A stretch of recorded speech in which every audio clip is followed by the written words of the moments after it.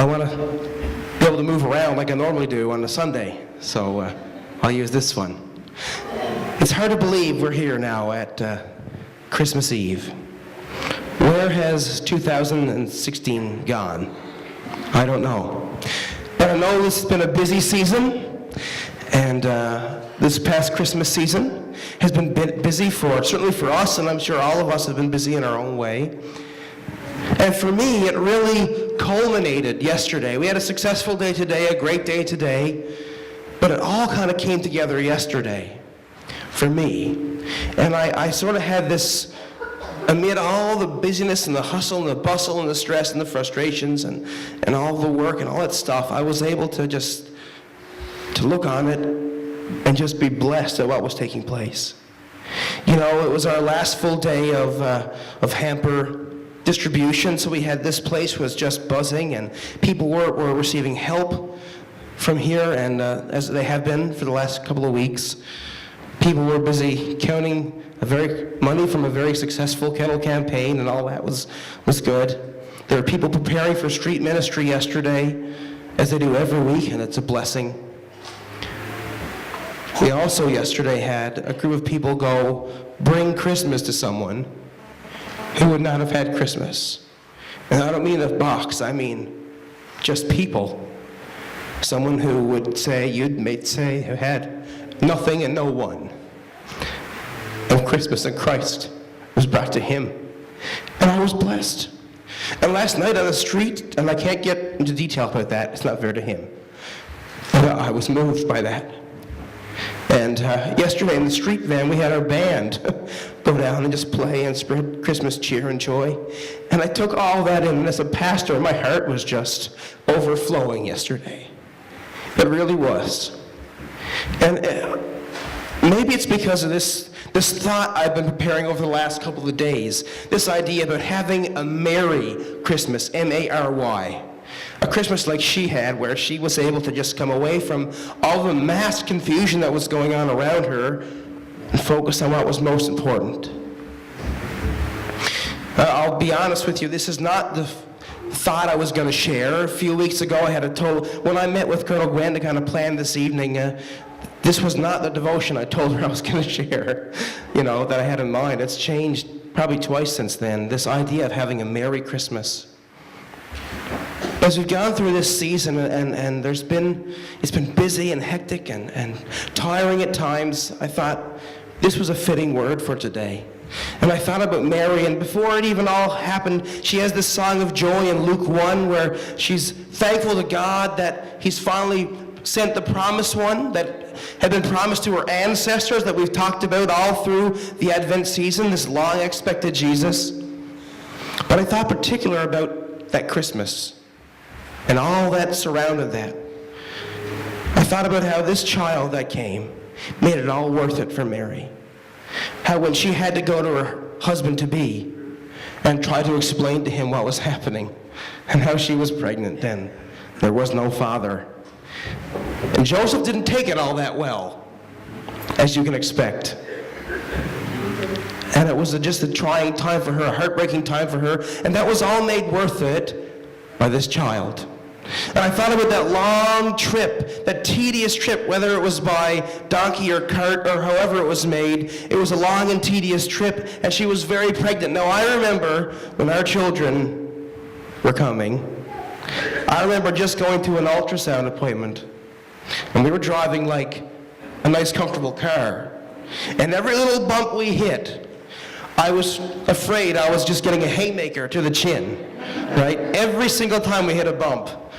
And you can imagine this journey that Mary and Joseph had taken back in those days with no help but a donkey and cart.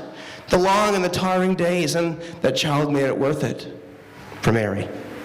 I think about the confusion. Have you ever really thought about what was happening in the stable when Jesus came? Have you thought about the fact this is the most important, most amazing privilege ever given to anyone in all creation, and she never had this child in a palace with servants all around her. She had ox and donkeys, and every sight and every sound and every smell that comes with that. She had strangers show up on her doorstep. Can you imagine? Any woman who's had a child here, can you imagine someone coming into the living room after you've given birth? Hello? You don't know me from Adam. You know, I'm a total stranger to you. But this angel just told me you'd be here, and I wanted to come check it out. I'm Frank, by the way. Nice to meet you.